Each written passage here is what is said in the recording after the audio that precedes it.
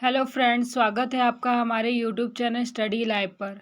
तो दोस्तों, आज के इस वीडियो में हम वुमेन मिलिट्री पुलिस के एग्ज़ाम में रिटन एग्ज़ाम में जो क्वेश्चन आने वाले हैं उससे रिलेटेड क्वेश्चन करेंगे, जो कि है सेट 2। इससे पहले वाले वीडियो में सेट 1 हमने सॉल्व किया था, जिसमें था पहला जीके था, उसके बाद साइंस था और मैथ्स के कुछ क्वेश्चन थे, उसे हमने सॉल्व किया था। तो आज हम देखेंगे सेट 2। ठीक है, सेट 2 में भी देखेंगे कि कैसा कैसा क्वेश्चन है और किस टाइप से सॉल्व किया जा सकता है। तो दोस्तों, आपका ये वीडियो बहुत ज़्यादा इम्पॉर्टेंट होने वाला है, क्योंकि इससे आपको पता चलेगा कि एग्ज़ाम में किस टाइप के क्वेश्चन पूछे जाते हैं और किस लेवल का क्वेश्चन पूछा जाता है। ठीक है, और फ्रेंड्स, जो आपका वुमेन मिलिट्री पुलिस का एग्ज़ाम है, रिटन एग्ज़ाम, वो भी बहुत जल्द आने वाला है, इसलिए आप रिटन एग्ज़ाम की अच्छी से तैयारी करिए। इसलिए हम आपको सेट वाइज प्रैक्टिस कराते जा रहे हैं। इससे आपकी तैयारी आसानी से हो जाएगी और आपको ये भी पता लग जाएगा कि क्वेश्चन पेपर कैसा आएगा, किस टाइप के क्वेश्चन उसमें पूछे जाएंगे और उनका सॉल्यूशन भी आपको बताएंगे। तो दोस्तों, अगर आप चाहते हैं कि हम इसी टाइप के और भी वीडियो बनाकर अपलोड करें, तो आप हमें कमेंट बॉक्स में कमेंट कर सकते हैं। तो फ्रेंड्स, आप इस वीडियो को एक लाइक ज़रूर कीजिएगा, ताकि आपको इसी तरह के क्वेश्चन मिलते रहें, जिससे आपकी तैयारी आसानी से हो जाए। इसलिए दोस्तों, आपने अब तक हमारे चैनल को सब्सक्राइब नहीं किया है तो प्लीज़ जल्दी से चैनल को सब्सक्राइब कर लें और साथ ही बेल आइकन को भी ऑन कर लें। तो चलिए दोस्तों, हम सेट नंबर 2 में चलते हैं, देखते हैं कि कैसा क्वेश्चन है, किस टाइप का क्वेश्चन है। तो फ्रेंड्स, आप जैसा कि देख रहे हैं कि अब हम लोग यहाँ पर सेट 2 में पहुँच चुके हैं। तो आइए देखते हैं कि कैसा क्वेश्चन दिया गया है। तो फ्रेंड्स, आज का हमारा पहला क्वेश्चन है, किस राज्य में भारत के सबसे लंबी नदी रोपवे का उद्घाटन किया गया है? तो कौन सा आंसर सही हो जाएगा दोस्तों इन चारों ऑप्शन में से? Option B, Assam. ठीक है, तो आपको याद रखना है कि असम राज्य में भारत के सबसे लंबी नदी रोपवे का उद्घाटन किया गया है। ठीक है, अब चलते हैं दूसरा नंबर क्वेश्चन की ओर। तो फ्रेंड्स, हमारा दूसरा नंबर क्वेश्चन है, निम्नलिखित में से कौन सा ग्रह सौर मंडल में सबसे छोटा है? तो इन चारों ऑप्शन में से कौन सा ऑप्शन सही हो जाएगा दोस्तों? ऑप्शन नंबर बी, बुध। ठीक है, तो आपको याद रखना है कि बुध ग्रह जो है सौर मंडल में सबसे छोटा है, और सबसे बड़ा का बात करें तो सबसे बड़ा जो है बृहस्पति है। ठीक है, सबसे छोटा बुध है और सबसे बड़ा बृहस्पति है, आप याद रखिएगा। ठीक है दोस्तों, अब चलते हैं तीसरा नंबर क्वेश्चन की ओर। तीसरा नंबर क्वेश्चन है, क्रिकेट माई स्टाइल के लेखक कौन है? तो इन चारों ऑप्शन में से कौन सा ऑप्शन सही हो जाएगा दोस्तों? Option number D, Kapil Dev. Kapil Dev cricket के खिलाड़ी हैं, इंडियन क्रिकेट के। तो दोस्तों, आप याद रखिएगा कि क्रिकेट माई स्टाइल के जो लेखक हैं वो कपिल देव हैं। ठीक है, यहाँ पर सारे जितने भी चारों ऑप्शन दिए हैं वो इंडियन क्रिकेट खिलाड़ियों के नाम हैं, तो आप याद रखिएगा कि कपिल देव जो है क्रिकेट माई स्टाइल के लेखक हैं। अब चलते हैं दोस्तों चौथा नंबर क्वेश्चन की ओर। तो फ्रेंड्स, हमारा 4 नंबर क्वेश्चन है, जिम कॉर्बेट नेशनल पार्क कहाँ स्थित है? तो इन चारों ऑप्शन में से कौन सा ऑप्शन सही हो जाएगा दोस्तों? Option number A, Uttarakhand. ठीक है, तो आप याद रखिएगा कि उत्तराखंड में जिम कॉर्बेट नेशनल पार्क स्थित है। ठीक है, अब चलते हैं 5वां नंबर क्वेश्चन की ओर। तो फ्रेंड्स, हमारा 5 नंबर क्वेश्चन है, वर्ष 2019 में नोबेल शांति पुरस्कार किसने जीता? तो इन चारों ऑप्शन में से कौन सा सही हो जाएगा दोस्तों? Option number C, Abiy Ahmed Ali ने। ठीक है, तो आपको याद रखना है कि 2019 में वर्ष 2019 में नोबेल शांति पुरस्कार अबिए अहमद अली ने जीता था। तो फ्रेंड्स, अब चलते हैं 6 नंबर क्वेश्चन की ओर। हमारा 6 नंबर क्वेश्चन है, कारगिल युद्ध किस वर्ष में हुआ था? दोस्तों, ये बहुत ज़्यादा इंपॉर्टेंट क्वेश्चन है, तो आप इसे याद रखिएगा कि कारगिल युद्ध किस वर्ष हुआ था। तो इन चारों ऑप्शन में से कौन सा ऑप्शन सही हो जाएगा दोस्तों? Option number B, 1999। ठीक है, तो आपको याद रखना है कि 1999 को कारगिल युद्ध हुआ था। अब चलते हैं 7 नंबर क्वेश्चन की ओर। हमारा 7 नंबर क्वेश्चन है, BSF का फुल फॉर्म क्या है, मतलब पूरा नाम क्या है। ठीक है, आपको ये याद रखना है दोस्तों कि BSF का फुल फॉर्म क्या है, पूरा नाम क्या है। ये बहुत ज़्यादा इंपॉर्टेंट क्वेश्चन है, इसलिए आप इसे याद रखिएगा। तो इन चारों ऑप्शन में से कौन सा ऑप्शन राइट हो जाएगा? Option B, border security force. तो BSF का फुल फॉर्म हो गया, पूरा नाम हो गया बॉर्डर सिक्योरिटी फोर्स। तो आपको ये याद रखना है। ठीक है, अब चलते हैं 8वां नंबर क्वेश्चन की ओर। हमारा 8 नंबर क्वेश्चन है, बिहू किस राज्य का प्रमुख लोक नृत्य है। दोस्तों ये क्वेश्चन तो बहुत इजी है, आप में से बहुतों को तो इसका आंसर आता होगा। तो जिनको आता है वो मुझे कमेंट बॉक्स में कमेंट कर सकते हैं। तो फ्रेंड्स, बिहू किस राज्य का प्रमुख लोक नृत्य है? इन चार ऑप्शन में से कौन सा ऑप्शन सही हो जाएगा दोस्तों? Option D, Assam. ठीक है, तो आपको याद रखना है, जिनको नहीं पता है उनको याद रखना है कि बिहू असम राज्य का प्रमुख लोक नृत्य है। ठीक है, अब चलते हैं 9 नंबर क्वेश्चन की ओर। तो 9 नंबर क्वेश्चन है, भारत द्वारा चंद्रयान 1 का प्रक्षेपण किस वर्ष किया गया था? तो इन चारों ऑप्शन में से कौन सा ऑप्शन सही हो जाएगा दोस्तों? Option A, 2008। ठीक है, तो आपको याद रखना है कि भारत द्वारा चंद्रयान 1 का प्रक्षेपण 2008 वर्ष में किया गया था। अब चलते हैं 10 नंबर क्वेश्चन की ओर। 10 नंबर क्वेश्चन है, विश्व का कौन सा देश कॉफ़ी का सर्वाधिक उत्पादन करता है? तो इन चार ऑप्शन में से कौन सा ऑप्शन सही हो जाएगा दोस्तों? Option C, Brazil.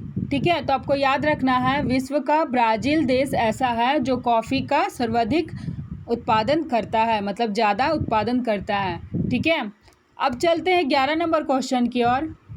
11 number question है, किस महाद्वीप का क्षेत्रफल सबसे कम है? तो इन चारों ऑप्शन में से कौन सा ऑप्शन सही हो जाएगा दोस्तों? Option number C, Australia. ठीक है, तो आपको याद रखना है कि ऑस्ट्रेलिया महाद्वीप का क्षेत्रफल सबसे कम है। अब चलते हैं 12 नंबर क्वेश्चन की ओर।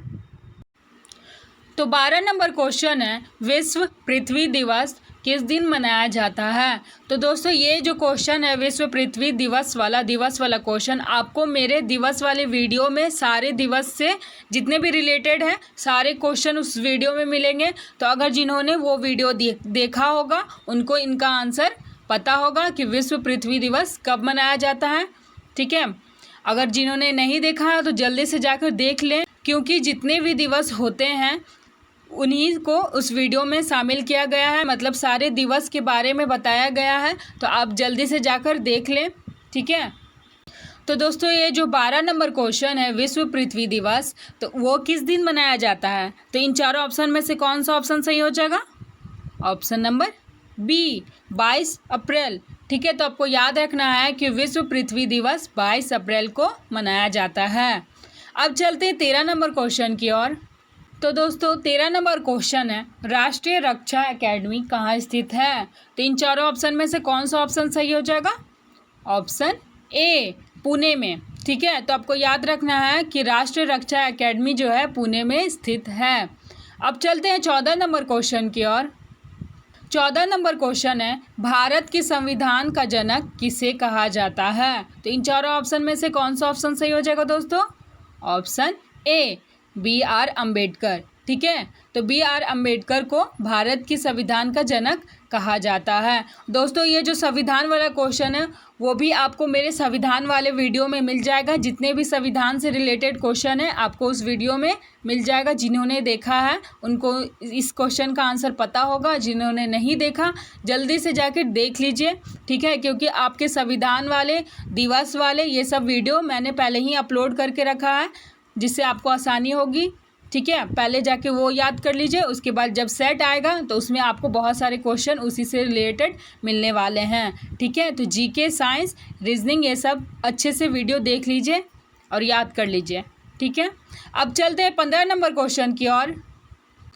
तो 15 नंबर क्वेश्चन है, भारत छोड़ो आंदोलन अंग्रेज़ों के खिलाफ कब किया गया था? दोस्तों ये भी बहुत इजी क्वेश्चन है, बहुतों को इसका आंसर पता होगा। तो इन चारों ऑप्शन में से कौन सा ऑप्शन सही हो जाएगा दोस्तों? Option D, 1942। ठीक है, तो भारत छोड़ो आंदोलन अंग्रेज़ों के खिलाफ 1942 में किया गया था। अब चलते हैं 16 नंबर क्वेश्चन की ओर। 16 नंबर क्वेश्चन है, देखिए दोस्तों, यहाँ पर अब हम लोग साइंस वाले क्वेश्चन में पहुँच गए हैं, साइंस वाले सेक्शन में। इससे पहले हम लोगों ने जितना भी क्वेश्चन किया वो सारे क्वेश्चन जीके से रिलेटेड थे। तो हमारा क्वेश्चन जो हमारा एग्ज़ाम पेपर होने वाला है वुमेन मिलिट्री पुलिस का, उसमें सबसे पहला क्वेश्चन हमें जीके से रिलेटेड मिलने वाला है, उसके बाद साइंस से रिलेटेड मिलेगा, उसके बाद मैथ से रिलेटेड मिलने वाला है। ठीक है, तो फ्रेंड्स आइए देखते हैं साइंस वाले क्वेश्चन क्या क्या हैं। तो हमारा 16 नंबर क्वेश्चन है, सल्फ्यूरिक अम्ल का सूत्र क्या है। मतलब सल्फ्यूरिक अम्ल का सूत्र इन चारों ऑप्शन में से कौन सा होगा। तो हमारा राइट आंसर क्या होगा दोस्तों, ऑप्शन ए H2SO4। ठीक है, आपको याद रखना है कि सल्फ्यूरिक अम्ल का सूत्र जो होता है H2SO4 होता है। ठीक है, अब चलते हैं 17 नंबर क्वेश्चन की ओर। तो हमारा 17 नंबर क्वेश्चन है, शरीर द्वारा पाचन में कौन सा अम्ल उपयोग होता है। तो इन चारों ऑप्शन में से कौन सा ऑप्शन सही हो जाएगा दोस्तों, ऑप्शन ए हाइड्रोक्लोरिक अम्ल। ठीक है, आपको ये याद रखना है कि शरीर द्वारा पाचन में हाइड्रोक्लोरिक अम्ल का उपयोग होता है। अब चलते 18 नंबर क्वेश्चन की ओर। तो 18 नंबर क्वेश्चन है, सिस्मोग्राफ से क्या नापा जाता है। ठीक है, तो इन चारों ऑप्शन में से कौन सा ऑप्शन सही हो जाएगा दोस्तों, ऑप्शन सी भूकंप। जब भूकंप आता है तो हम लोग सिस्मोग्राफ से मापते हैं। ठीक है, तो आपको ये याद रखना है कि सिस्मोग्राफ से भूकंप मापा जाता है या नापा जाता है। ठीक है, अब चलते हैं 19 नंबर क्वेश्चन की ओर। तो 19 नंबर क्वेश्चन है, आयोडीन की कमी से कौन सा रोग होता है। दोस्तों ये जो क्वेश्चन है ये भी आपको मेरे साइंस वाले वीडियो में मिल जाएंगे। मैंने जो भी क्वेश्चन अपलोड किया है साइंस में, जीके में, उसी से रिलेटेड आपको सारे सेट में मिलने वाले हैं। जैसे सेट 1 में भी बहुत सारे क्वेश्चन ऐसे थे जो मेरे पहले वाली वीडियो से आए थे, और सेट 2 में भी बहुत सारे ऐसे क्वेश्चन हैं जो मेरे पहले वाली वीडियो यानी कि जीके और साइंस से रिलेटेड जो भी क्वेश्चन मैंने अपलोड किया है उसी से रिलेटेड सारे क्वेश्चन इस वीडियो में भी है। ठीक है, तो आप जल्दी से जाके वो सारे जीके के क्वेश्चन और सारे साइंस के क्वेश्चन जितने भी हैं वो अच्छे से याद कर लीजिए, क्योंकि वुमेन मिलिट्री पुलिस का जो एग्ज़ाम होने वाला है आपका उसी सब से क्वेश्चन आने वाला है, जीके और साइंस से। ठीक है, जल्दी से जाइए और देख लीजिए वीडियो और अच्छे से याद कर लीजिए। ठीक है, तो दोस्तों आयोडीन की कमी से कौन सा रोग होता है। तो इन चारों ऑप्शन में से कौन सा सही हो जाएगा, ऑप्शन बी घेंघा रोग। ठीक है, तो आपको याद रखना है आयोडीन की कमी से घेंघा रोग होता है। अब चलते हैं 20 नंबर क्वेश्चन की ओर। तो फ्रेंड्स हमारा 20 नंबर क्वेश्चन है, 20 नंबर क्वेश्चन है, क्यूरी किसकी इकाई है। तो इन चारों ऑप्शन में से कौन सा ऑप्शन सही हो जाएगा दोस्तों, ऑप्शन नंबर डी रेडियोधर्मिता। ठीक है, तो आपको याद रखना है कि क्यूरी रेडियोधर्मिता का इकाई है, धर्मिता की इकाई है। अब चलते हैं 21 नंबर क्वेश्चन की ओर। 21 नंबर क्वेश्चन है, कार्य बल तथा विस्थापन के बीच का संबंध बताओ। तो दोस्तों इन चारों ऑप्शन में से कौन सा ऑप्शन राइट हो जाएगा, जिसमें कार्य बल और विस्थापन का संबंध दिया हुआ है, वो कौन सा ऑप्शन है। तो वो ऑप्शन है ए। ठीक है, W=F और S। ठीक है, हमारा ऑप्शन ए जो है राइट हो जाएगा। तो आपको याद रखना है कि कार्य बल तथा विस्थापन के बीच का जो संबंध है वो W=FS है। ठीक है, तो दोस्तों आपको याद रखना है कि कार्य बल तथा विस्थापन के बीच का जो संबंध है, कार्य बल और विस्थापन को हम लोग एक और तरीके से कैसे बता सकते हैं, वो है W=FS। ठीक है, अब चलते हैं 22 नंबर क्वेश्चन की ओर। तो दोस्तों हमारा 22 नंबर क्वेश्चन है, निम्नलिखित में से कौन एक अदिश राशि है। तो इन चारों ऑप्शन में से कौन सा ऑप्शन सही हो जाएगा दोस्तों, ऑप्शन नंबर बी गति। ठीक है, तो आपको ये याद रखना है कि अदिश राशि जो है इन चारों ऑप्शन में वो है गति। ठीक है, अब चलते हैं 23 नंबर क्वेश्चन की ओर। 23 नंबर क्वेश्चन है, निम्न में से कौन सा अम्ल विटामिन सी में उपस्थित होता है। तो इन चारों ऑप्शन में से कौन सा ऑप्शन सही हो जाएगा दोस्तों, ऑप्शन डी हो जाएगा राइट, एस्कॉर्बिक अम्ल। ठीक है, तो आपको याद रखना है कि विटामिन सी एस्कॉर्बिक अम्ल में उपस्थित होता है। दोस्तों ये वाला जो क्वेश्चन है ये भी आपको मेरे साइंस वाले वीडियो में मिल जाएगा, जिसमें मैंने विटामिन से रिलेटेड वीडियो बनाई है। ठीक है, अब चलते हैं 24 नंबर क्वेश्चन की ओर। 24 नंबर क्वेश्चन है, मानव मस्तिष्क का वजन लगभग कितना होता है? तो इन चारों ऑप्शन में से कौन सा ऑप्शन सही हो जाएगा दोस्तों? ऑप्शन ए 1400 ग्राम। तो दोस्तों आपको याद रखना है कि मानव मस्तिष्क का वजन जो होता है लगभग 1400 ग्राम होता है। ठीक है, अब चलते हैं 25 नंबर क्वेश्चन की ओर। तो दोस्तों हमारा 25 नंबर क्वेश्चन है, मानव शरीर की सबसे बड़ी कोशिका कौन सी है? तो इन चारों ऑप्शन में से कौन सा सही हो जाएगा? ऑप्शन सी तंबिका कोशिका। ठीक है, तो आपको याद रखना है कि मानव शरीर की सबसे बड़ी कोशिका जो है तंबिका कोशिका है। अब चलते हैं 26 नंबर क्वेश्चन की ओर। तो फ्रेंड्स हमारा 26 नंबर क्वेश्चन है, किस तत्व का परमाणु क्रमांक 7 होता है? तो इन चारों ऑप्शन में से कौन सा ऑप्शन सही हो जाएगा दोस्तों? ऑप्शन डी हमारा राइट हो जाएगा, नाइट्रोजन। तो फ्रेंड्स आपको याद रखना है कि नाइट्रोजन का परमाणु क्रमांक 7 होता है। ठीक है, अब चलते हैं 27 नंबर क्वेश्चन की ओर, 27 नंबर क्वेश्चन की ओर। तो हमारा 27 नंबर क्वेश्चन है, गुरुत्वाकर्षण सिद्धांत किसने दिया? तो इन चारों ऑप्शन में से कौन सा ऑप्शन सही हो जाएगा दोस्तों? ऑप्शन नंबर बी हमारा हो जाएगा राइट, आइजैक न्यूटन। ठीक है, तो आपको याद रखना है कि गुरुत्वाकर्षण सिद्धांत आइजैक न्यूटन ने दिया। ठीक है, अब चलते हैं 28 नंबर क्वेश्चन की ओर। 28 नंबर हमारा क्वेश्चन है, जंतु कोशिका के किस हिस्से को पावर हाउस कहा जाता है? तो इन चारों ऑप्शन में से कौन सा ऑप्शन सही हो जाएगा दोस्तों? Option number B mitochondria. ठीक है, तो आपको याद रखना है कि जंतु कोशिका के माइटोकॉन्ड्रिया हिस्से को पावर हाउस कहा जाता है। अब चलते हैं 29 नंबर क्वेश्चन की ओर। तो फ्रेंड्स हमारा 29 नंबर क्वेश्चन है, निम्नलिखित में से कौन सा एक पेंसिल में इस्तेमाल किया जाता है? तो इन चारों ऑप्शन में से कौन सा ऑप्शन सही हो जाएगा दोस्तों?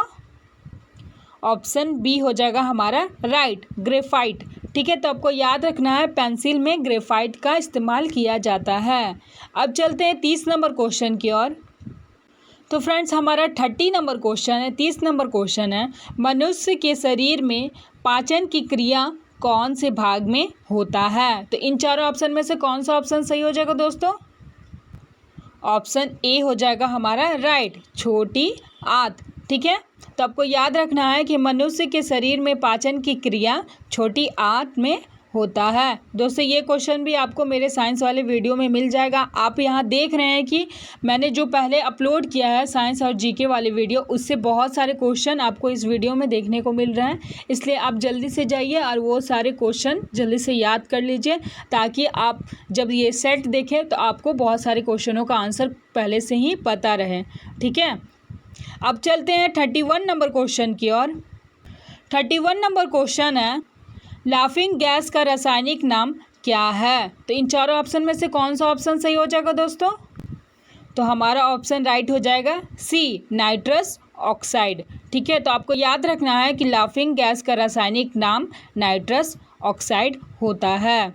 तो अब चलते हैं 32 नंबर क्वेश्चन की ओर। 32 नंबर क्वेश्चन है, किसी स्वस्थ मनुष्य के शरीर का लगभग सामान्य ताप क्या होता है? तो इन चारों ऑप्शन में से कौन सा ऑप्शन सही हो जाएगा दोस्तों? तो हमारा ऑप्शन राइट हो जाएगा, ऑप्शन डी 37 डिग्री सेल्सियस। ठीक है, तो दोस्तों आपको ये याद रखना है कि स्वस्थ मनुष्य के शरीर का ताप लगभग 37 डिग्री सेल्सियस होता है। ठीक है, अब चलते हैं 33 नंबर क्वेश्चन की ओर। 33 नंबर क्वेश्चन है, वायुमंडल में सर्वाधिक मात्रा में कौन सी गैस है? तो इन चारों ऑप्शन में से कौन सा ऑप्शन सही हो जाएगा दोस्तों? तो राइट हो जाएगा ऑप्शन ए, N2। ठीक है, N2 है। तो आपको याद रखना है कि वायुमंडल में सर्वाधिक मात्रा में N2 गैस है। तो दोस्तों अब चलते हैं 34 नंबर क्वेश्चन की ओर। 34 नंबर क्वेश्चन है, ओजोन परत के अपक्षय का कारण है इन चारों ऑप्शन में से कौन सा। ठीक है, तो इन चारों ऑप्शन में से कौन सा राइट ऑप्शन हो जाएगा? ऑप्शन सी हमारा हो जाएगा राइट, CFC। ठीक है, तो आपको याद रखना है कि ओजोन परत के अपक्षय का कारण CFC है। तो दोस्तों अब चलते हैं 35 नंबर क्वेश्चन की ओर। 35 नंबर क्वेश्चन है, निम्नलिखित में से मास्टर ग्रंथि कौन सी है। तो इन चारों ऑप्शन में से कौन सा राइट हो जाएगा? ऑप्शन सी हो जाएगा राइट, पीयूष ग्रंथि। ठीक है, तो आपको याद रखना है कि मास्टर ग्रंथि पीयूष ग्रंथि है। अब चलते हैं 36 नंबर क्वेश्चन की ओर। तो फ्रेंड्स आप देख रहे हैं जैसा कि 36 नंबर हमारा मैथ स्टार्ट हो गया है। इससे पहला हमारा साइंस था। ठीक है, तो आपको ये याद रखना है कि आपका जो वुमेन मिलिट्री पुलिस का जो रिटन एग्ज़ाम होगा उसमें सबसे पहला क्वेश्चन आपको जीके से आएगा, उसके बाद साइंस से आएगा, उसके बाद मैथ से आएगा। ठीक है, तो आइए देखते हैं कि हमारा ये मैथ्स कैसे सॉल्व होगा। 36 नंबर क्वेश्चन बोल रहा है, दो संख्याओं का योगफल 32 है, उनमें से यदि एक संख्या -36 हो तो दूसरी संख्या क्या होगी। ठीक है, सबसे पहले दोस्तों आप लोग क्वेश्चन को अच्छे से पढ़िएगा। क्वेश्चन को अच्छे से पढ़ने के बाद ही आगे बनाइएगा, सॉल्व करिएगा। क्वेश्चन को अच्छे से पढ़ने के बाद हमें पता चल जाता है कि क्वेश्चन क्या बोल रहा है, क्या करना है हम लोगों को। ठीक है, तो इस क्वेश्चन में बोला गया है दो नंबर होगा, उसका योगफल उसका जोड़ 32 है। ठीक है, उसमें से एक संख्या अगर हमारा दे दिया है -36, तो दूसरा संख्या क्या होगा, अब हम लोग को निकालना है। तो आइए देखते हैं कि कैसे निकलेगा। तो दोस्तों हमारा जो पहला नंबर दिया हुआ है वो -36 दिया हुआ है। ठीक है, और दूसरा नंबर हम लोग को निकालना है, तो यहाँ पर हम लोग दूसरा नंबर x मान लेते हैं। ठीक है, और जो हमारा यहाँ पर दोनों नंबर का योगफल दिया गया है वो 32 है, तो 32 लिख लेते हैं। ठीक है, तो फ्रेंड्स आपको यहाँ तक कैसे हुआ ये तो समझ में आ गया। ठीक है, उसके बाद क्या करना है, जो हमारा ये जो नंबर दिया हुआ है उसको आपस में एक जगह लाते हैं। ठीक है, x को यहाँ बाहर निकाल लेते हैं, इक्वल टू दे देते हैं। ये जो 36 था इक्वल टू के इस साइड जाएगा, तो ये जो माइनस में था 36 वो उधर जाके प्लस में हो जाएगा। तो यहाँ 32 का 32 रहेगा और 36 उधर गया तो प्लस में हो गया, तो यहाँ पे 36 हो गया। ठीक है, अब ये दोनों को जोड़ना है क्योंकि जोड़ का साइन दिया हुआ है। अगर हम लोग ये दोनों को जोड़ेंगे तो कितना हो जाएगा, 6 और 2 हो जाएगा 8 और 3 3 6 हो जाएगा। ठीक है, अब यहाँ पे तो माइनस का साइन है नहीं, इसलिए हमारा आंसर माइनस में आएगा नहीं, हमारा आंसर प्लस में आएगा। इसका मतलब हमारा जो x का मान है, दूसरा जो नंबर है वो हमारा आया 68। ठीक है, तो अब देखिए यहाँ पर 68 कौन से ऑप्शन में दिया हुआ है, ऑप्शन बी में दिया हुआ है। तो हमारा जो ऑप्शन बी है वो राइट हो जाएगा, सही हो जाएगा। ठीक है, तो दोस्तों हम उम्मीद करते हैं कि आपको ये क्वेश्चन कैसे सॉल्व करना है ये अच्छे से आ गया होगा। ठीक है, अब चलते हैं 37 नंबर क्वेश्चन की ओर, वो भी देखते हैं कि वो कैसे सॉल्व होगा। तो दोस्तों 37 नंबर क्वेश्चन दिया हुआ है 1.2 गुना मल्टीप्लाई में है 10 पे पावर 30 है का आधा। तो 1.2 गुना 10 पे पावर 30 मतलब 10 जो है 30 गुना है, उसका आधा क्या होगा इन चार ऑप्शन में से। ठीक है, तो आइए देखते हैं कि इसे कैसे सॉल्व करना है। तो दोस्तों यहाँ पर हम 1.2 लिख लेते हैं। ठीक है, और गुना 10 पे पावर कितना है 30 है, 30। ठीक है, इतना लिख लेने के बाद आगे क्या करना है, यहाँ पर दो नंबर दिया हुआ है 1.2 और 10, तो यहाँ पर हम लोग 2 से डिवाइड करते हैं। ठीक है, यहाँ पर पॉइंट जो दिया हुआ, अगर हम लोग इस पॉइंट को हटाएंगे तो यहाँ पर 10 हो जाएगा, क्योंकि पॉइंट के बाद एक ही नंबर था, तो पॉइंट के बाद एक नंबर रहेगा तो यहाँ 1 0 बैठाएंगे। पॉइंट के बाद 2 नंबर रहेगा तो 2 0, पॉइंट के बाद 3 नंबर तो 3 0, जैसे रहेगा पॉइंट के बाद जितने नंबर उतना 0 बैठा देंगे नीचे। ठीक है, तो अब हम लोग 2 के टेबल से 12 को काट लेते हैं। कितनी बार कटेगा, 6 बार कटेगा। ठीक है, यहाँ पर एक बार 10 लिखा हुआ है, यहाँ पर 30 बार 10 लिखा हुआ है, 30 टाइम्स 10 लिखा हुआ है। ठीक है, तो अगर हम लोग एक 10 को यहाँ पर एक 10 काटेंगे तो 30 से हम लोग एक घटा देंगे, एक माइनस कर देंगे, सब्ट्रैक्ट कर देंगे, तो कितना हो जाएगा, 29 हो जाएगा, 29 हो जाएगा। ठीक है, तो हमारा बचा क्या, 6 × 10 पे पावर 29। तो फ्रेंड्स अब देखिए आपका ये जो आंसर आया है 6 इंटू 10 पे पावर 29 जो आया है वो किस ऑप्शन में दिया हुआ है।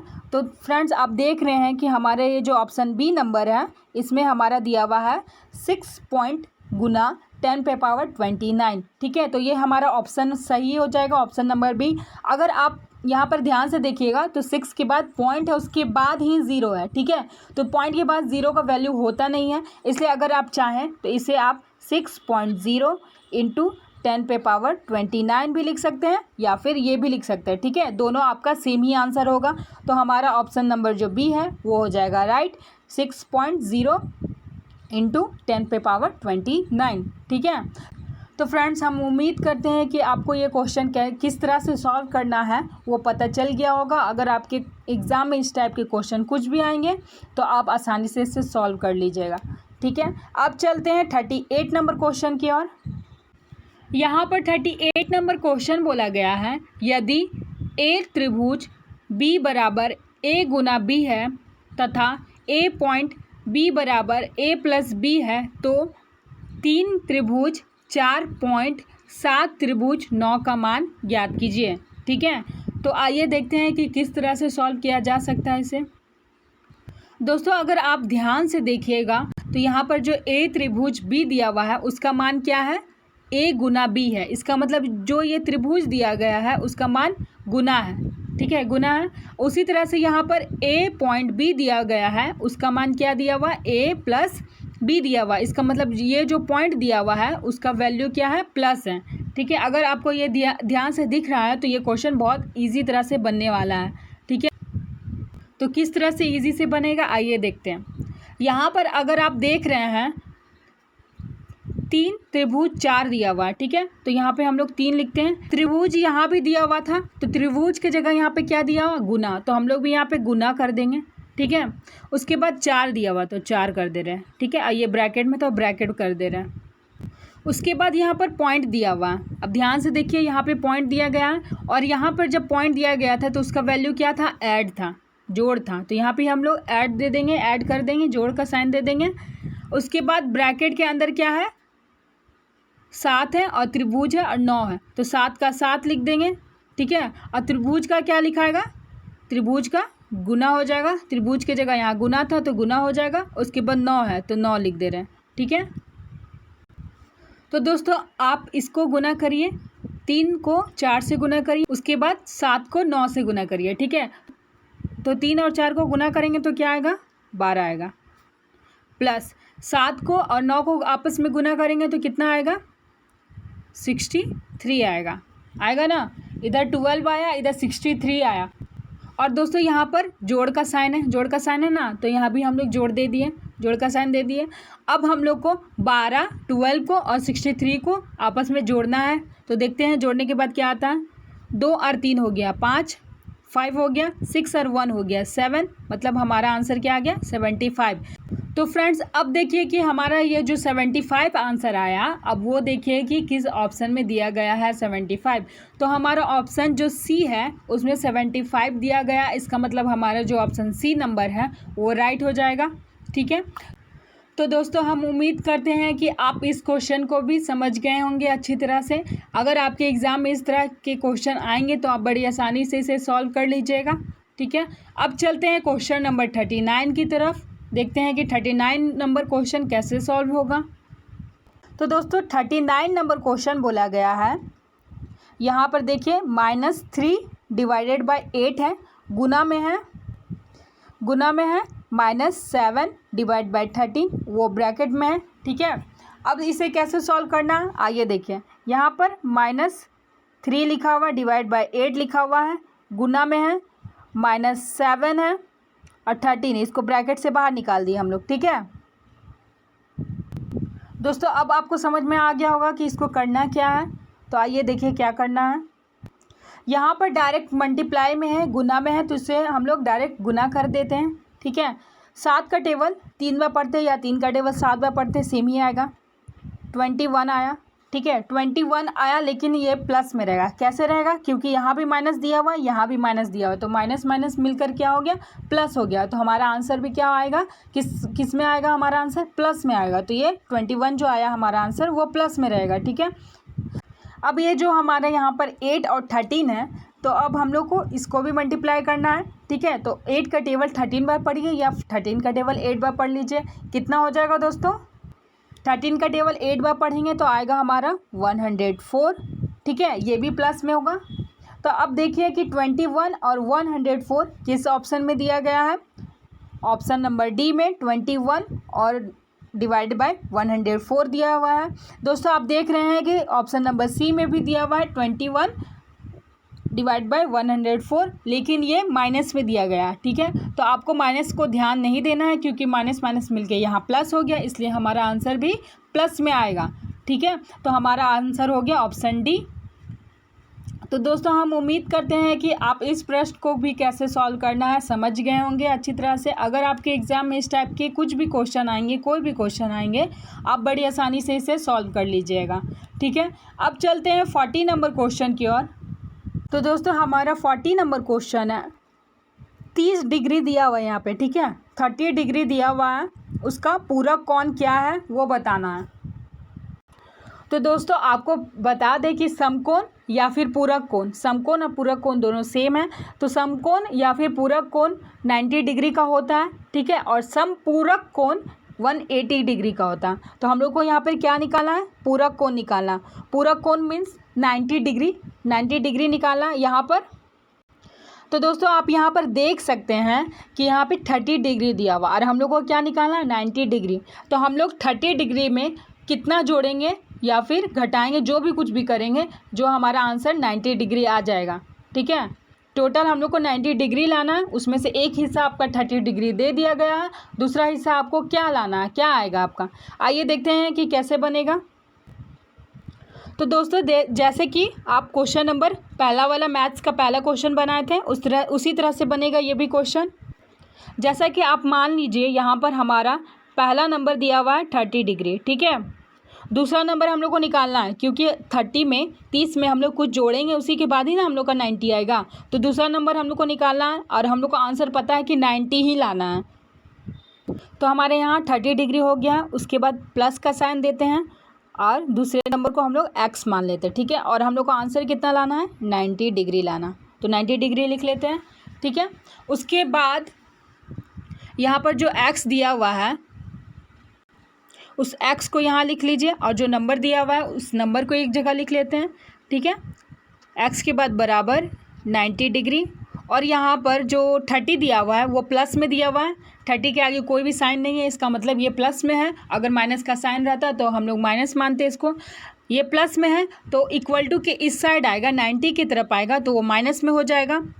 यहाँ पे माइनस 30 डिग्री हो गया, ठीक है। अब 90 डिग्री में 30 डिग्री को घटा देंगे तो कितना बच जाएगा? हमारा आंसर कितना आ जाएगा? 60 डिग्री, ठीक है। तो ये जो हमारा 60 डिग्री आया है उसमें उसको और 30 डिग्री को ऐड कर देंगे तो हमारा आंसर 90 डिग्री आएगा ना। हम लोग का आंसर आ गया।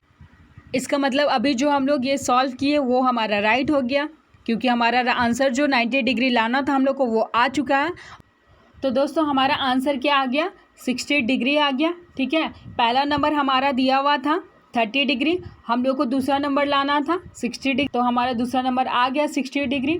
अब देखिए कि जो हमारा आंसर आया है 60 डिग्री वो किस ऑप्शन में दिया गया, तो वो ऑप्शन नंबर ए में दिया गया है। इसका मतलब हमारा ऑप्शन नंबर ए जो है राइट हो जाएगा, ठीक है। तो दोस्तों हम उम्मीद करते हैं कि आप इस क्वेश्चन को भी अच्छी तरह से समझ गए होंगे, किस तरह से इसे सॉल्व करना है वो भी अच्छी तरह से समझ गए होंगे। अगर आपके एग्ज़ाम में इसी टाइप के कोई भी क्वेश्चन आते हैं आप बड़ी आसानी से इसे सॉल्व कर लेंगे, ठीक है। अब चलते हैं 41 नंबर क्वेश्चन की ओर, देखते हैं कि 41 नंबर क्वेश्चन क्या बोल रहा है, कैसे सॉल्व होगा।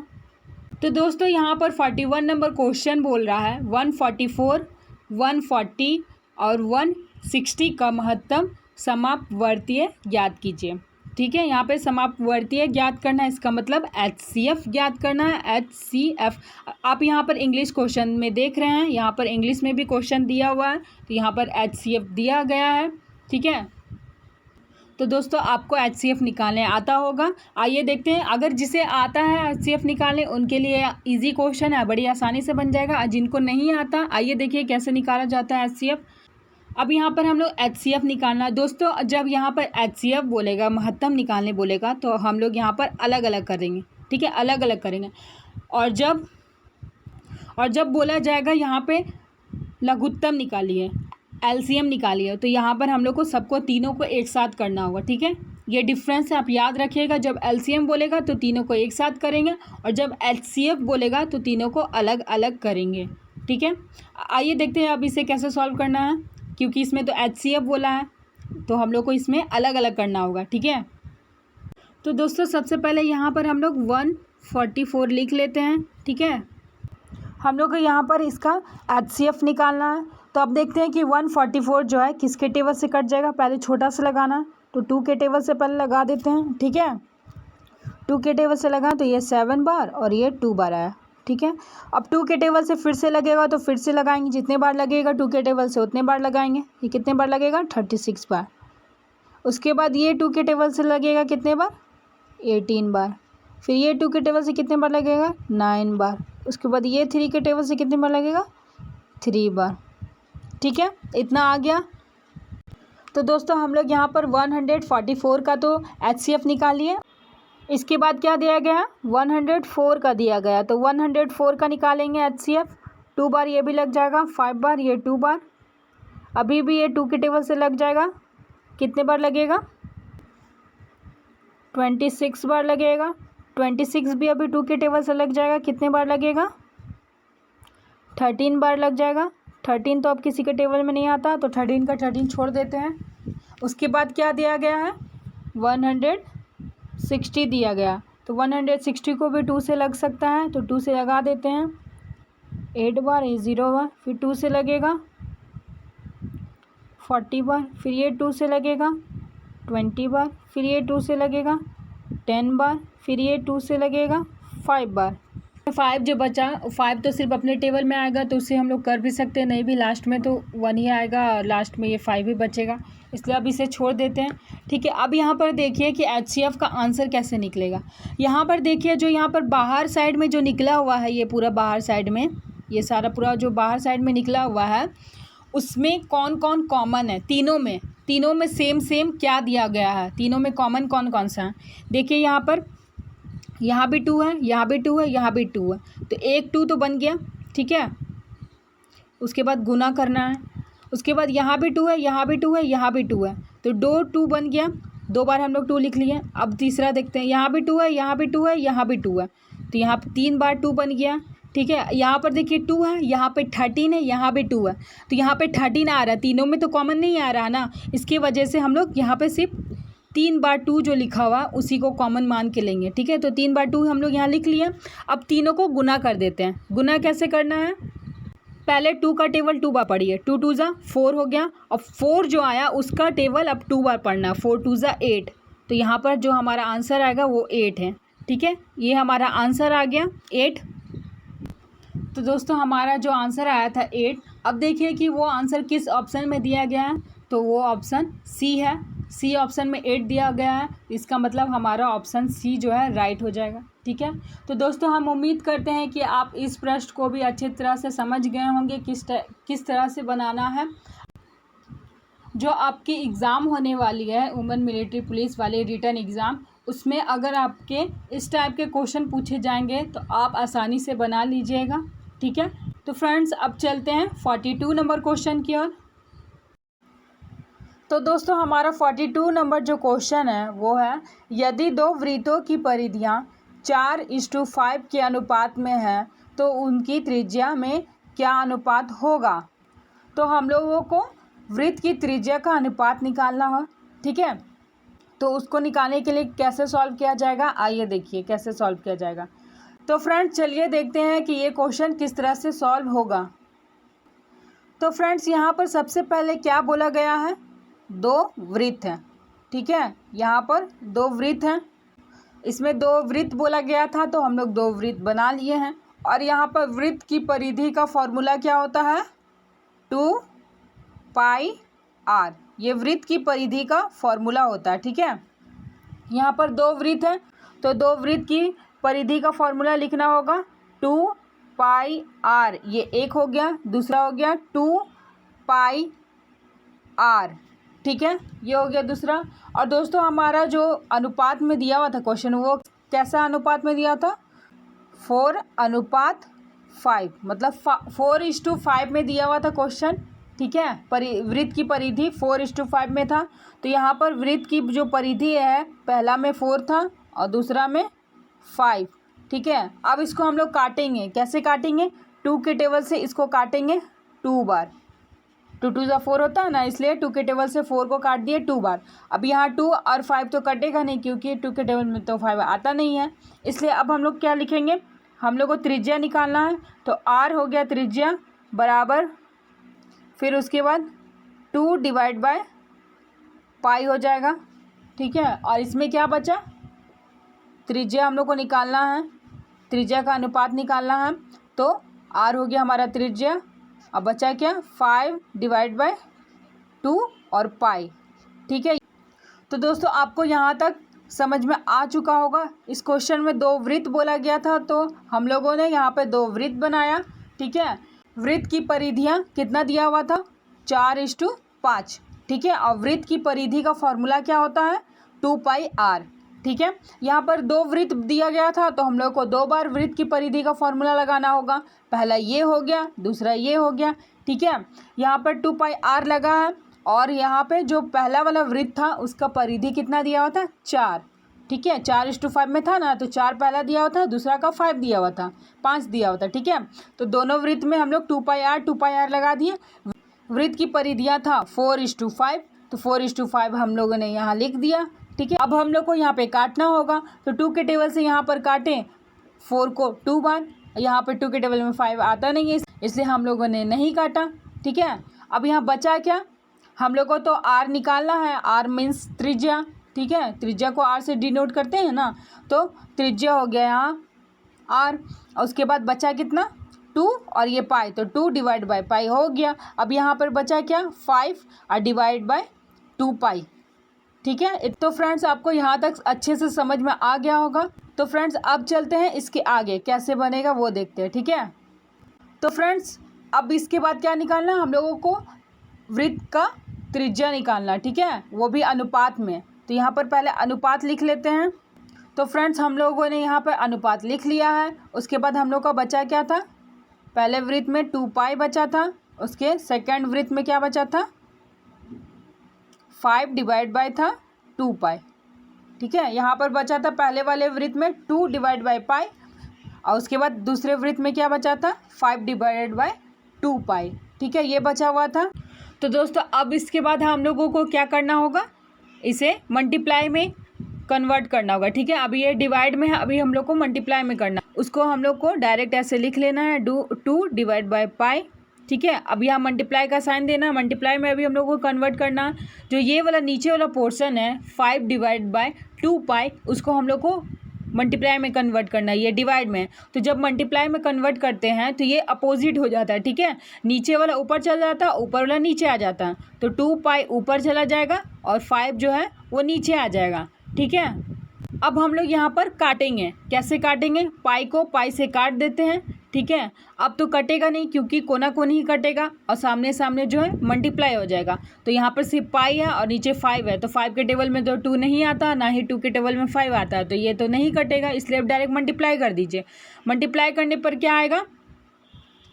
4:5। तो ये हमारा जो 4:5 आया है वो हमारा आंसर हो जाएगा, ठीक है।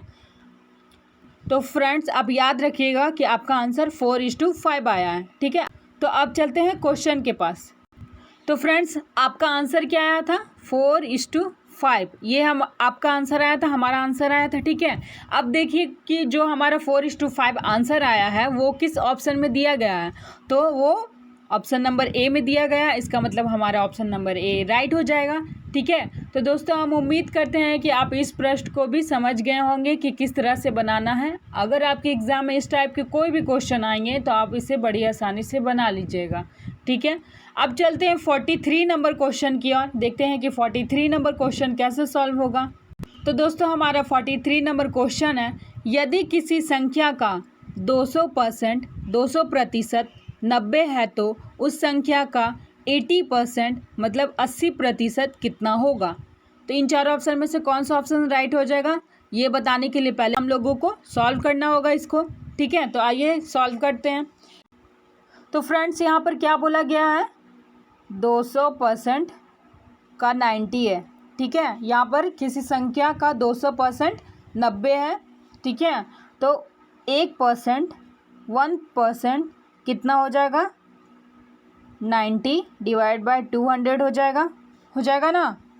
अब यही क्वेश्चन 80% मतलब 80% का कितना होगा ये बोला गया, तो 80% का हम लोग लिखेंगे 90 डिवाइड बाय 200 इंटू कितना 80। ठीक है, ये लिखेंगे। तो फ्रेंड्स अब हम लोगों को इसे काटना होगा। कैसे काटेंगे, ये ज़ीरो से ये ज़ीरो कट गया, ये ज़ीरो से ये ज़ीरो कट गया। ठीक है, अब यहाँ पर 2 बचा और यहाँ पर 9 बचा और यहाँ पर 8 बचा, तो कोना कोनी तो हम लोग काट सकते हैं क्योंकि ये मल्टीप्लाई में है। तो यहाँ पर 2 से 8 को काटे कितने बार, 4 बार। ठीक है, तो ये हमारा बचा 9 और ये बचा 4, तो 9 4 ज़ा 36। ठीक है, तो हमारा आंसर कितना हो गया, 36 आया। तो दोस्तों अब देखिए कि किस ऑप्शन में 36 आंसर दिया हुआ है। तो हमारा ऑप्शन नंबर सी में 36 दिया हुआ है, तो इसका मतलब हमारा ऑप्शन नंबर सी राइट हो जाएगा। ठीक है, तो दोस्तों हम उम्मीद करते हैं कि आप इस प्रश्न को भी अच्छे से समझ गए होंगे।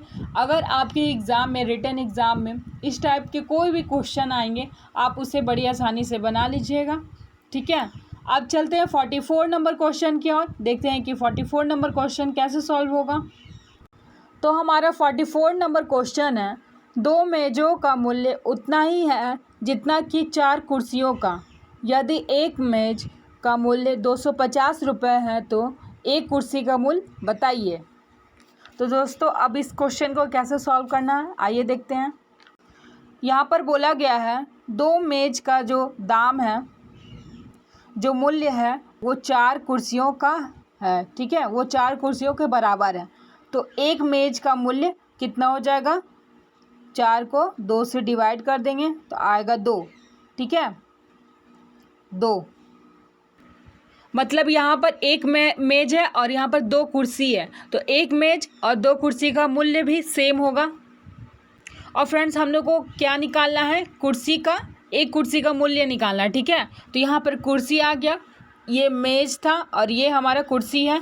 ठीक है, इसका मतलब जो हमारा ये मूल्य दिया हुआ है मेज का 250, उसको अब हम लोगों को 2 से डिवाइड करना होगा जो कुर्सी का आया है। ठीक है, तो अब 2 से डिवाइड करने पे क्या आएगा हमारा आंसर, 125 रुपीज़।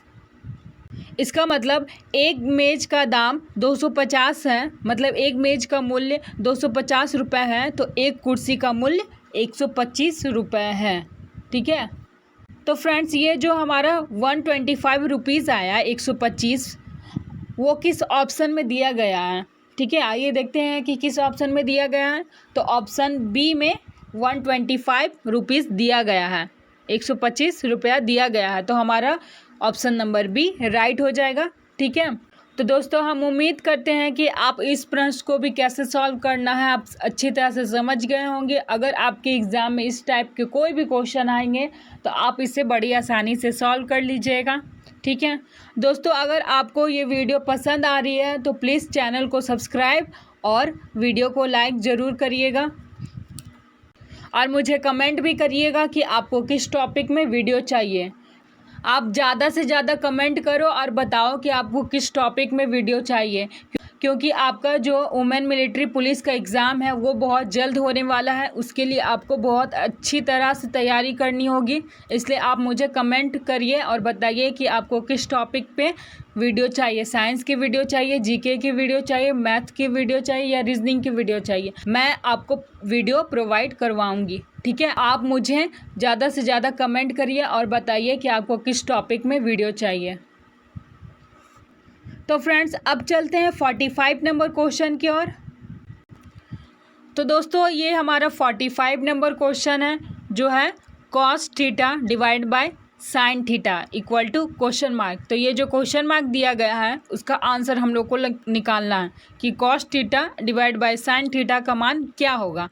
ठीक है, तो फ्रेंड्स सबसे पहले जो आप ये cos थीटा देख रहे हैं उसका मान क्या होता है, उसका वैल्यू क्या होता है b/h। ठीक है। उसके बाद जो ये साइन थीटा आप देख रहे हैं उसका मान, उसका वैल्यू क्या होता है, P/H। ये डिवाइड में ही रहेगा क्योंकि cos theta divide by sine theta, ये डिवाइड में है, इसका मतलब ये भी डिवाइड में ही होगा। अब हम लोग को यहाँ पे काटना है, कैसे काटेंगे, यहाँ पे H और H दिया हुआ है तो H से कट गया। अब हमारा बचा क्या, B और P बच गया। इसका मतलब जो हमारा आंसर आया है वो B और P है। तो यहाँ पर B और P किसका वैल्यू होता है, किसका मान होता है, तो ये कॉट थीटा का मान होता है। तो अब देखिए दोस्तों कि कॉट थीटा हमारे ऑप्शन में किस ऑप्शन में दिया गया है, किस ऑप्शन में है, तो ये है सी ऑप्शन में दिया गया है कॉट थीटा। तो हमारा सी ऑप्शन जो है वो राइट हो जाएगा। ठीक है। तो दोस्तों हम उम्मीद करते हैं कि आप इस क्वेश्चन को भी अच्छी तरह से समझ गए होंगे। इस टाइप के क्वेश्चन भी आपके एग्ज़ाम में ज़रूर ही आएंगे। अगर आपके एग्ज़ाम में आएँ तो आप इसे बड़ी आसानी से सॉल्व कर लीजिएगा। ठीक है। अब चलते हैं 46 नंबर क्वेश्चन की ओर। तो दोस्तों यहाँ पर 46 नंबर क्वेश्चन बोला गया है, यदि संतरे 1 रुपये में 5 की दर से खरीदे गए तथा 1 रुपये में 4 की दर से बेचे गए तो कितना प्रतिशत लाभ हुआ। हम लोगों को यहाँ पर लाभ बताना है। ठीक है। तो फ्रेंड्स आप यहाँ पर ध्यान दीजिए, जो सेकंड वाला लाइन बोला गया है तथा के बाद 1 रुपये में 4 की दर से बेचा गया, अब उसे देखिए यहाँ पर 4 की दर से बेचा गया। ठीक है। 1 रुपये में ये 5 को बेचता था, उसी तरह ये 1 रुपये में 4 को बेचा तो कितना का मुनाफा हो गया, 1 का मुनाफा हो गया। और यहाँ पर हम लोगों को क्या निकालना है, लाभ का प्रतिशत। तो यहाँ पर प्रतिशत दिया हुआ, इसका मतलब इसे हम लोग 100 से गुना करेंगे। ठीक है। तो दोस्तों ये अभी गुना में है, इसका मतलब ये कोना कोनी कटेगा, इसका मतलब 4 और 100 कटेगा आपस में ही। कैसे कटेगा आइए देखते हैं। अब हम लोग डायरेक्ट इसे 4 के टेबल से काटते हैं, 100 को कितने बार कटेगा, 25 बार कटेगा। ठीक है। तो हमारा आंसर क्या आ गया, 25%। ये हमारा आंसर आ गया। तो देखिए दोस्तों आपके किस ऑप्शन में 25% दिया हुआ है, तो हमारा ऑप्शन नंबर जो डी है उसमें 25% दिया गया है। इसका मतलब हमारा ऑप्शन नंबर डी राइट हो जाएगा। ठीक है। तो दोस्तों हम उम्मीद करते हैं कि आप इस प्रश्न को भी कैसे सॉल्व करना है अच्छी तरह से समझ गए होंगे। ये ट्रिक है, ये हर क्वेश्चन, जब भी ऐसा क्वेश्चन दिया जाएगा तब तो वो इसी तरह से सॉल्व होगा। ठीक है। तो आप इसे अच्छी तरह से समझ लीजिए और आप सारे मैथ्स को खुद से बनाने का ट्राई कीजिए ताकि आपको भी समझ में आ जाए कि किस तरह से कौन सा मैथ सॉल्व किया जाएगा। ठीक है। तो अगर आपके एग्ज़ाम में इस टाइप के कोई भी क्वेश्चन आए तो आप इसे बड़ी आसानी से सॉल्व कर लीजिएगा। अब चलते हैं 47 नंबर क्वेश्चन की ओर। 47 नंबर क्वेश्चन है, 4 घंटियाँ क्रमशः 3, 4, 5 और 6 सेकंड के अंतराल पर बजती है। बताओ एक बार एक साथ बजकर पुनः कितनी बार एक साथ बजेगी। ठीक है। तो दोस्तों इसे आप लोग कैसे सॉल्व करिएगा, देखिए मैं इसे ट्रिक बताती हूँ कैसे सॉल्व करना। जो आपका यहाँ पर घंटियों का टाइम दिया गया है सेकंड में 3, 4, 5 और 6, उसका आप लोग डायरेक्ट एलसीएम निकाल लीजिए। एलसीएम कैसे निकलता है, 3, 4, 5 और 6, ये हो गया। इसका एलसीएम एक साथ निकलता है। ठीक है। इससे पहले मैंने आपको बताया था कि एचसीएफ जो होता है वो अलग अलग निकलता है, जैसे 3 का अलग, 4 का अलग, 5 का अलग, 6 का, वो एचसीएफ होता है। और एलसीएम ये चारों का एक साथ, या फिर कोई भी नंबर दिया हो रहा है 4, 5 जितना भी नंबर, वो उसका एक साथ निकालेंगे तो वो एलसीएम हो जाएगा, अलग अलग निकालेंगे तो वो एचसीएफ हो जाएगा। ठीक है। आपको ये ध्यान रखना है। तो दोस्तों यहाँ पर एलसीएम निकालना है, तो एलसीएम निकालने के लिए पहले क्या से डिवाइड करना होगा, यहाँ पे 2 से लगाते हैं। 2 के टेबल में तो 3 आएगा नहीं, इसलिए 3 का 3 लिख देते हैं। 2 के टेबल में 4 आता है 2 बार, तो 2 का 2 लिखते हैं। 5 नहीं आता तो 5 का 5 लिख देते हैं। और 6 आता है 3 बार। ठीक है। अब लगाते हैं 3 के टेबल से, ये 1 बार, ये 2 बार, 2 तो आता नहीं है इसलिए 2 का 2 लिखा जाएगा। 5 भी नहीं आता तो 5 का 5 लिखा जाएगा। और 3 आता है 1 बार। ठीक है। ये कट गया। उसके बाद हमारा बचा क्या, अब ये जो हमारा बाहर साइड में बचा हुआ है, ये घेरा से जो बाहर है, जैसे 2, 3, 2, 5, उसको अब हम लोग एक साथ लिखते हैं। ठीक है। 2 बचा है गुने, 3 बचा है गुने 2 बचा है गुने 5 बचा है, ठीक है, ये हमारा बचा हुआ है। अब यहाँ पे हम लोग मल्टीप्लाई का साइन दिए हैं तो जाहिर से बात है कि यहाँ पे मल्टीप्लाई ही करना होगा। कैसे मल्टीप्लाई करना है? 2 का टेबल 3 बार पढ़िए 6 होगा, 6 का टेबल 2 बार पढ़िए 12 होगा, 12 का टेबल 5 बार पढ़िए कितना होगा? 60 होगा, 60 होगा, ठीक है। तो यहाँ पर हमारा क्या आ गया? 60 सेकेंड आंसर आ गया, यहाँ पर 60 सेकेंड आंसर आ गया, ठीक है। तो अब देखिए कि जो हमारा 60 सेकेंड आंसर आया है वो किस ऑप्शन में दिया गया है। तो हमारा ऑप्शन नंबर सी में 60 सेकेंड दिया गया है, यहाँ पे आप देख सकते हैं। तो हमारा ऑप्शन नंबर सी जो है वो राइट हो जाएगा, सही हो जाएगा, ठीक है। तो दोस्तों हम उम्मीद करते हैं कि आप 47 नंबर किस तरह से बनाना है वो अच्छी तरह से समझ गए होंगे। अगर आपके एग्ज़ाम में इस टाइप के कोई भी क्वेश्चन आएंगे तो आप उसे बड़ी आसानी से बना लीजिएगा, ठीक है। अब चलते हैं 48 नंबर क्वेश्चन की ओर, देखते हैं कि वो कैसे सॉल्व होगा। 48 नंबर क्वेश्चन में दिया गया है ए, बी और सी की औसत आयु 25 वर्ष थी, ठीक है, 25 वर्ष थी, और बी और सी की आयु 25 वर्ष थी। तो ए की वर्तमान आयु क्या होगी? तो हम लोगों को ए की वर्तमान आयु निकालना है। तो इसके लिए क्या करना होगा हम लोग को? आइए देखिए क्या करना।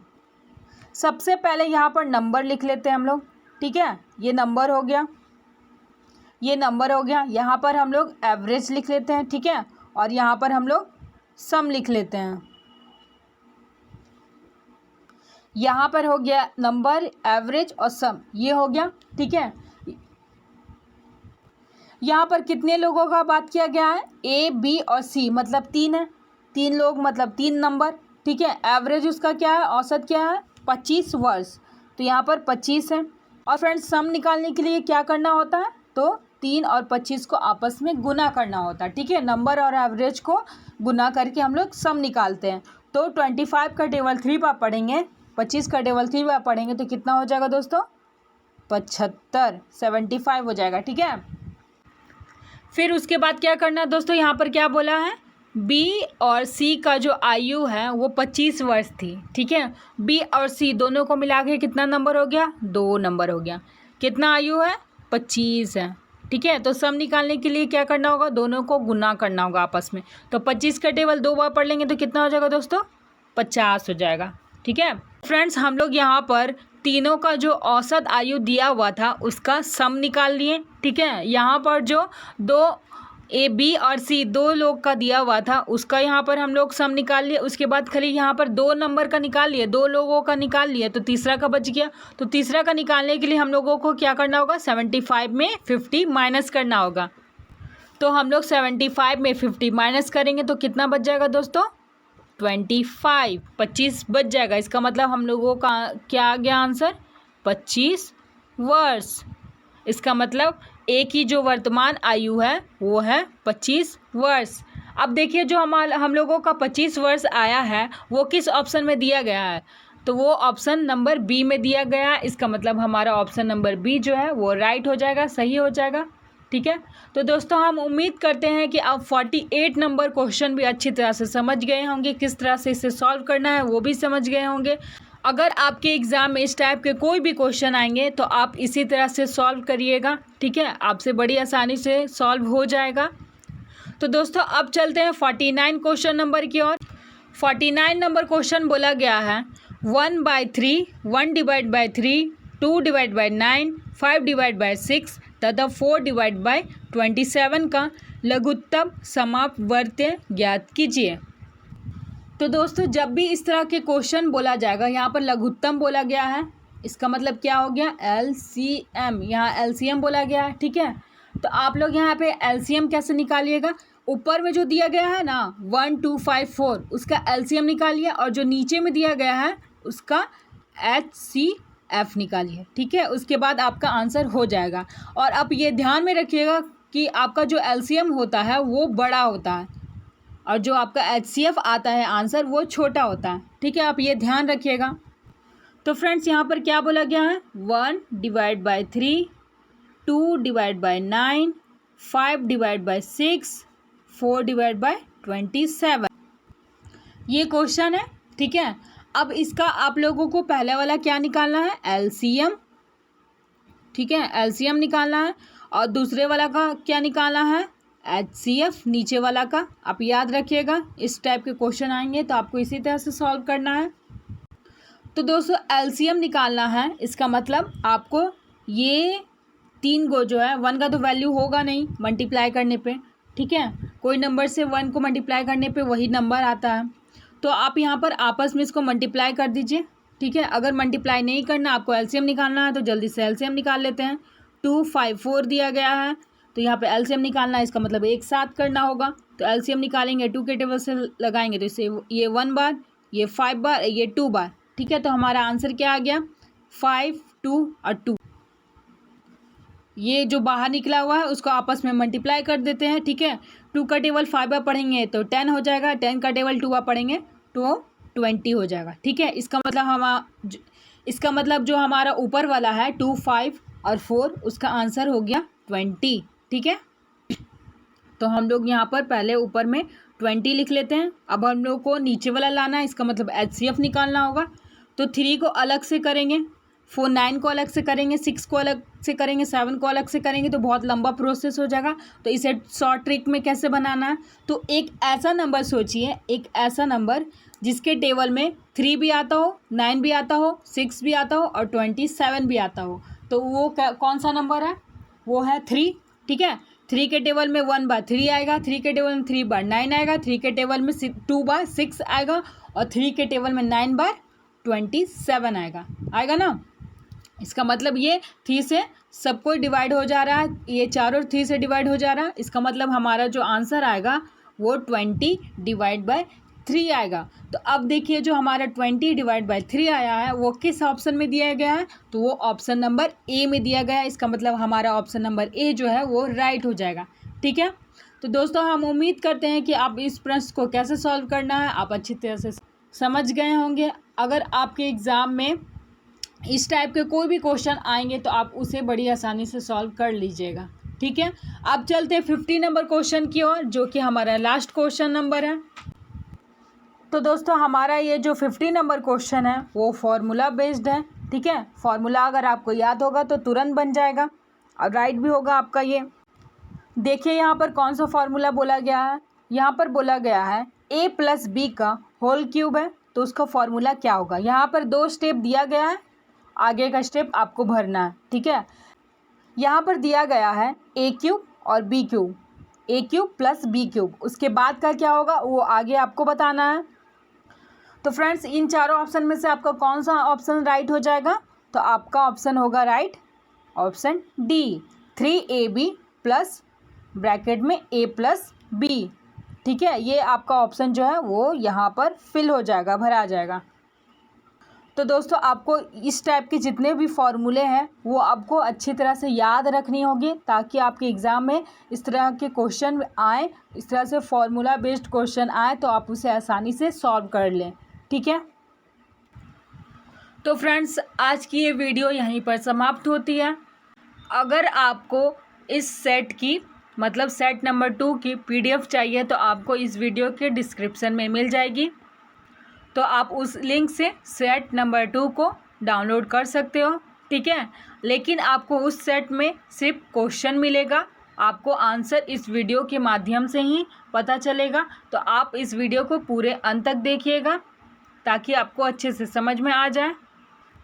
और जिन्होंने अब तक हमारे चैनल को सब्सक्राइब नहीं किया है तो प्लीज़ जल्दी से चैनल को सब्सक्राइब कर लें, क्योंकि आपको इस चैनल से बहुत लाभ होने वाला है, बहुत प्रॉफिट होने वाला है।